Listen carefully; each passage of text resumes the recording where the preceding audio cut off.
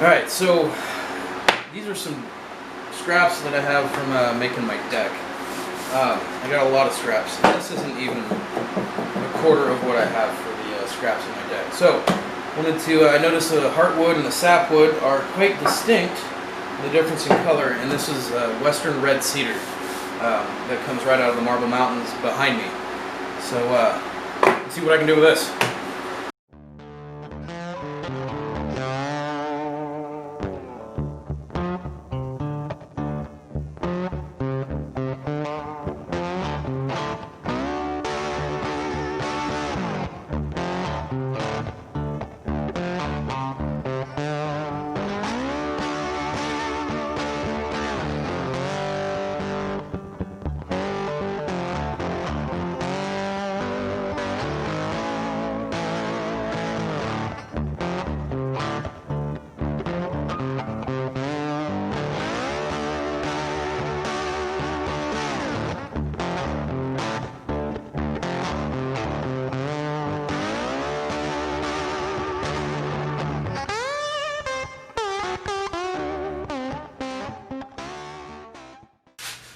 Okay, so now I've got all of these strips, and these are all 3/4 inch by 3/4 inch strips that I've cut out with the cedar. So I got heartwood and sapwood here, and I just need to arrange them in a pattern and then glue up the first row of glue ups here. So that'll be the next step, is to try to figure out the pattern.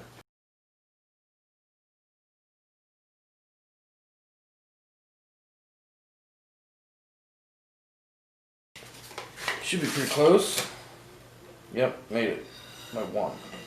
There we go. Alright, so this will be one layer, and so this will be the first glue up. So I think I'm going to have about 4 different layers of these, but this is glue up number 1. Using Titebond 3 because it's waterproof glue. And I found it detrimental over the years to actually have a straight piece of something hard like this is some old Unistrut left over from my solar panel project. But have something straight, because that way you won't end up with a bow in your pieces. It keeps your pieces perfectly straight as you're clamping them down, so there's no movement or anything in them. So here goes the glue up number 1.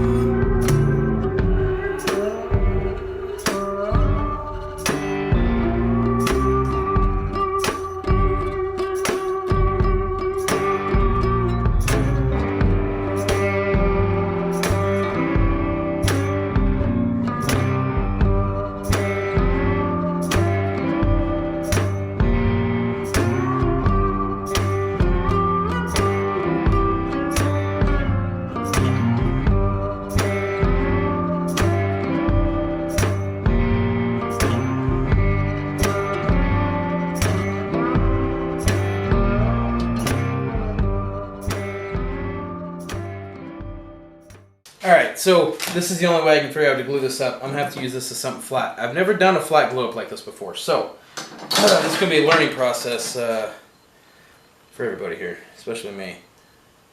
So, kind of hoping this turns out good. We're gonna find out.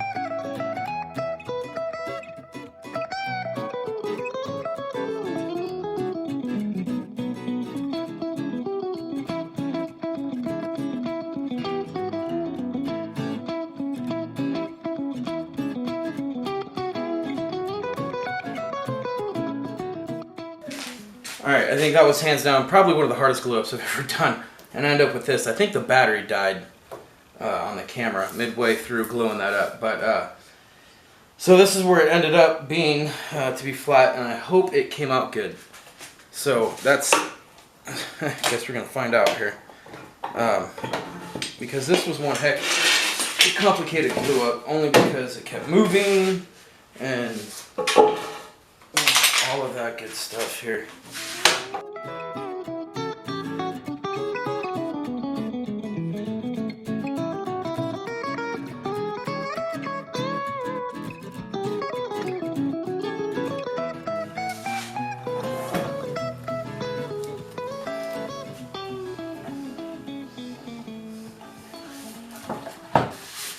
Alright, so now I guess clean this up a little bit here and do a cut and see how close I was here on.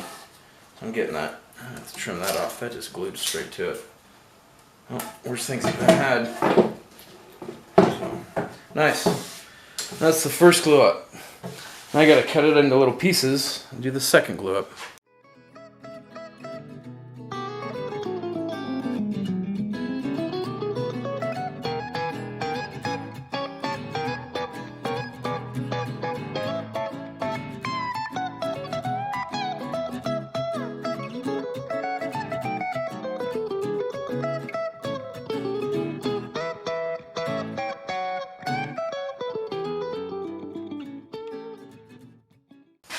Okay, so I got all of those cut, and this is a lot of strips. So also, I'm just doing this just straight out of my head, so I don't have any plan for this. So I'm kind of hoping that this is going to work. So I take one, move it here. Should flip this one over. No, this way. Ha! Instant checkerboard pattern. This one goes here. Yep, this one flips around. Perfect. Here, flips around, here, flips around. Now, it's all checkerboard pattern inside too, which is even better, because if this works out the way I see it in my head, it's actually going to be pretty cool.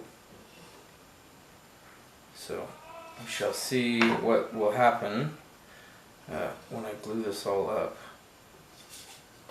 And that's going to be the next step. It's going to be the glue up. Alright, so now got a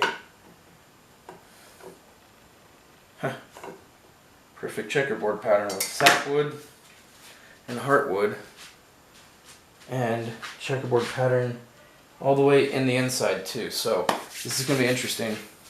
See how this turns out. Gluing it is going to be tough because this is all end grain gluing, which means that the glue is really going to suck up into the end grain. So that's going to be really difficult because it's going to want to dry really quickly. Alright, so here's the glue up. I'm going to go ahead and just do the whole thing at once because I think that's going to be the best thing to do. Already thought about it. So here we go.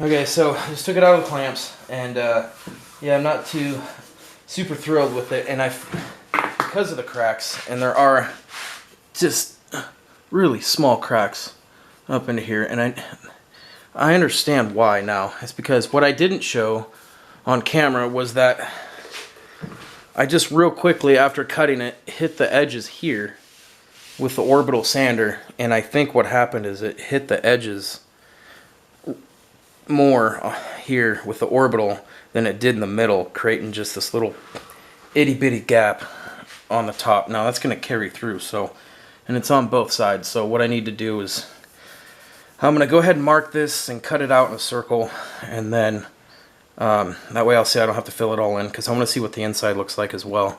Not just the ends out here, but what it looks like down inside after, you know, cutting it in a circle. So I'm going to do that next, and then I'll have to fill in the gaps.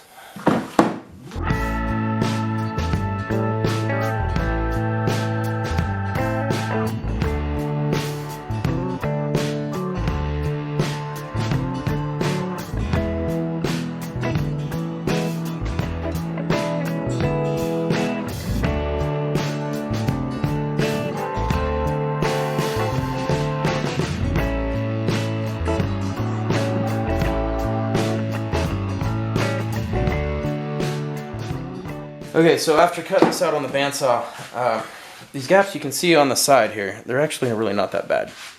The gaps are really not that bad. It's only like the first like 1/8 of an inch, and that's probably going to come off anyway after I flatten it, and it's not even that big of a deal.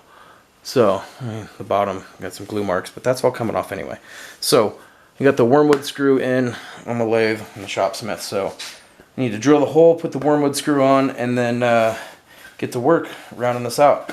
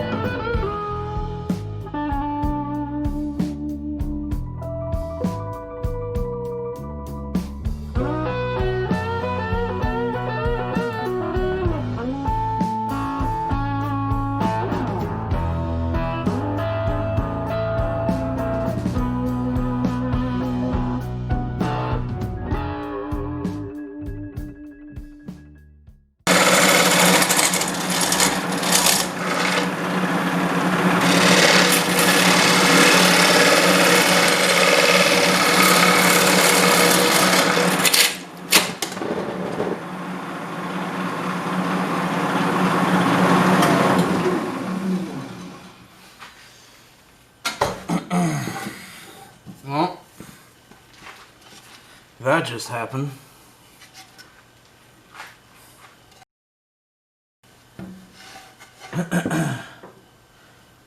Well, to fix that, well, after that little disaster, a huge catch right here. Caught it with the bolt gouge and snapped it off the tenon. So I glued it back on, so if this doesn't work, then I'll have to put it on the cold jaws and do a new tenon, glue a new tenon on the back of it. So we see what happens. This should it's gonna work on this and try not to do everything all at once. So get this part done, and then I'll finish up the inside in here. So.